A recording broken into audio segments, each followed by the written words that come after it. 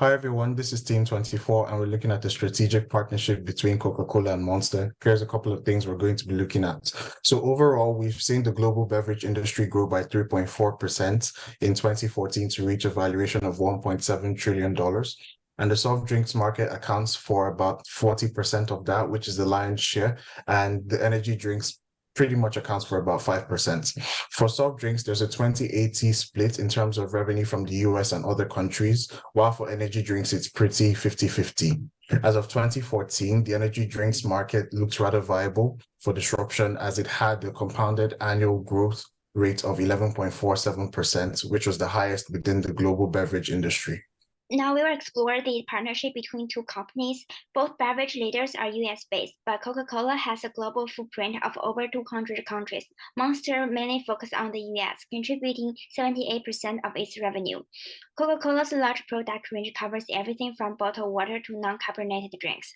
Monster mainly offers energy drink, but also select juice, coffee, and tea offering. By 2014, Coca-Cola has a substantial market share with revenue at $46 billion and take about 43% of the market share, while Monster take about $2.4 billion and take about 1% of market share in the US beverage market.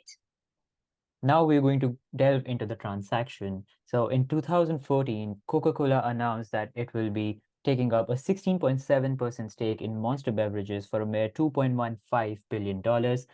Under that transaction, Coca-Cola will be transferring its energy business worth of $330 million to Monster, and Monster will be transferring the non-energy drinks business to Coca-Cola. Under the strategic partnership, Monster will be getting access to Coca-Cola's global distribution network.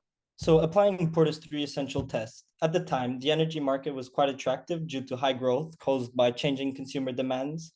However, due to Red Bull and Monster's strong market presence, it was hard for other competitors to enter the market. Coca-Cola's own energy segment didn't have a huge market share or profits, so Coca-Cola opted to acquire a stake in Monster, which allowed them to tap into Monster's expertise without the associated high acquisition and operational costs. Coca-Cola also gained access to Monster's strong brand presence, which not only boosted Coca-Cola's overall presence, but also diversified their portfolio.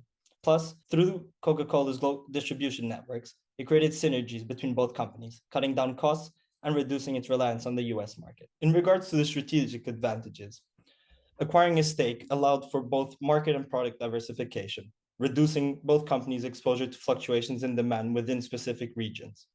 Furthermore, the partnership capitalized on synergies through shared activities. It expanded its international presence and reduced freight costs through the use of Coca-Cola's distribution network.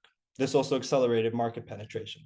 The collaboration also amplified brand awareness and promotional capabilities. Monster's marketing initiatives were strengthened with Coca-Cola's resources. This improved both companies' brand recognition and enabled growth. Finally, the partnership optimized asset allocation for Coca-Cola by divesting its underperforming drink segment.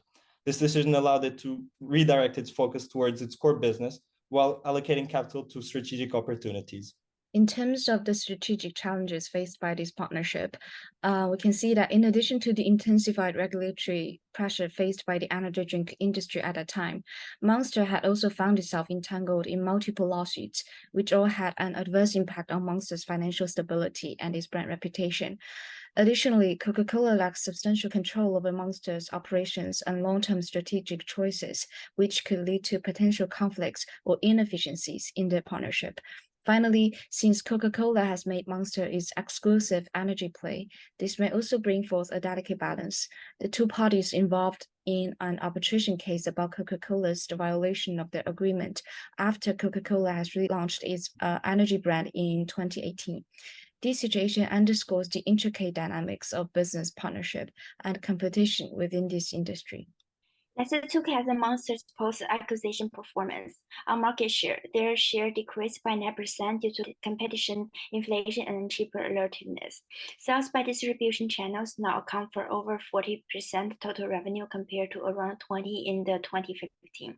In addition, revenue and profit increased by 200 and 500 respectively from 2010 to 2020.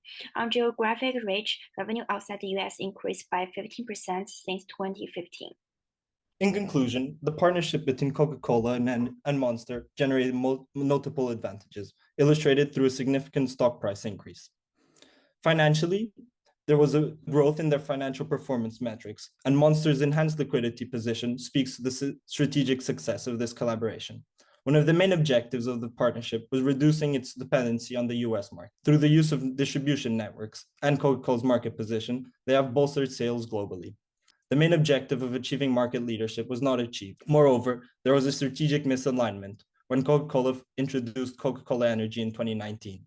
Despite these challenges, we can conclude that both companies are better off, illustrated by the increase in Monster's revenue and overall financial position. There are a few alternative strategies that Coca-Cola can undertake.